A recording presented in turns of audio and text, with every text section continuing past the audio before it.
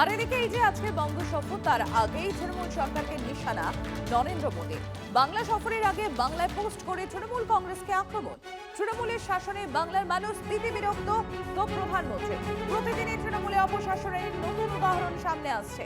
তৃণমূল সরকারকে প্রত্যাখ্যান করতে তৈরি বাংলা, মানুষ চায় উন্নয়নমুখী বিজেপি সরকার। সোশ্যাল মিডিয়ায় পোস্ট করেছেন প্রধানমন্ত্রী নরেন্দ্র মোদী, এবং সেটাও Bangla. UEN Jaipur is a perfect target for prospective students aspiring for good jobs, good education with future-ready skills. দেখুন, মোদিজিকে আমি ধন্যবাদ জানাবো। মোদিজি প্রতিবার নিয়ম করে এসে এই গালিগালাজগুলো করেন, বাংলার মানুষ এগুলো লক্ষ্য করেন এবং তিতিবিরক্ত হয়ে নরেন্দ্র মোদী সরকারের অত্যাচারে অতিষ্ঠ হয়ে বাংলার মানুষ ওনাদেরকে বিদায় জানান। গতবার বলেছিলেন 2 মে দিদি গাই, 2রা মে ফল বেরিয়েছিল 2021-এ। নরেন্দ্র মোদী 1.5 বছর আর এবার বাংলা মুখ হন। গতবার বলেছিলেন আপকি বার 200 পার, বাংলার মানুষ মমতা দিকে 200 পার করেছে। লোকসভায় বলেছিলেন ইস বার 30 পার, বাংলার মানুষ মমতা ব্যানার্জিকে প্রায় 30টা আসন 29টা আসনে জয়যুক্ত করেছে। এইবার যখন তৃণমূলের অপশাসন ইত্যাদি কথা বলছেন, বিজেপির সরকার গঠনের কথা বলছেন, তার মানে তখনই আমরা নিশ্চিত যে তৃণমূলের সরকার গঠন হয়ে গেছে। রাজনীতি, ভোট, আশা, স্বপ্ন, এই শব্দগুলো যেন একে অপরের পরিপূরক, তাই না?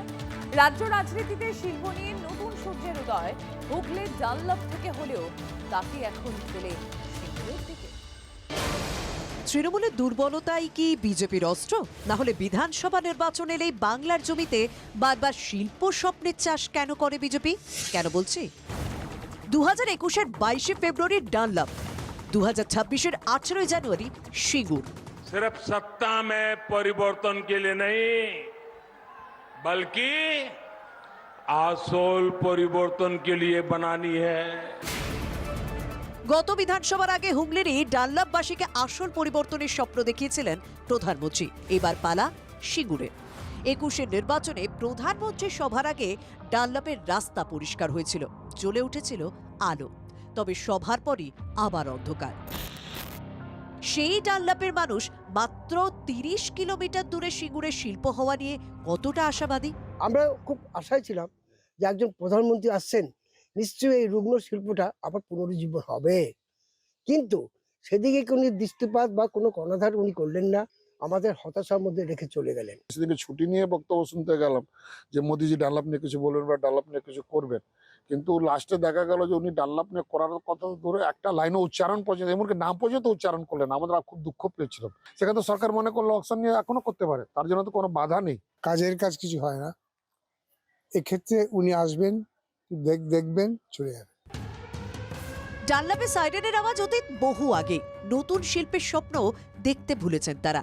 রাজনীতি আসলে কি তা নিজের জীবন দিয়ে শিখেছেন ডানলপের প্রাক্তন কর্মীরা। তাই কি এখন ভোটের ময়দানে সিঙ্গুরি ভরসা? এটাকে এক কথায় বলতে গেলে পুরোটাই জুমলাবাজি। এগুলো নির্বাচনের মুখে এসে স্টান্টবাজি আমাদের মনে হচ্ছে। ডানলপের শ্রমিকদের যা পেনশন পাচ্ছে, যা টাকা দিচ্ছে আমাদের সরকার, মমতা ব্যানার্জি সরকার। সিঙ্গুরেও আমরা জিতবো, হুগলি জেলায় প্রতিটা সিটই আমরা জিতবো। আজকে তিনি 14 বছর হয়ে গেল লাথি মেরে এখনো তালা খুলতে পারেননি, কিন্তু বিজেপির প্রতিশ্রুতি, বিজেপি যদি 26-এর নির্বাচনে ক্ষমতায় আসে, আমরা অবশ্যই টাটাকে নিয়ে আসবো এবং ওখানে শিল্প গড়েও আমরা দেখিয়ে দেবো। সিঙ্গুরের ভবিষ্যৎ কি হবে তা এখন বড় প্রশ্ন। কিন্তু ডানলপের যারা সাধারণ কর্মী রয়েছেন তারা এখনো একই তিমিরে রয়ে গেছেন। সেই হতাশায় গ্রাস করছে আজও তাদের। TV9 বাংলা।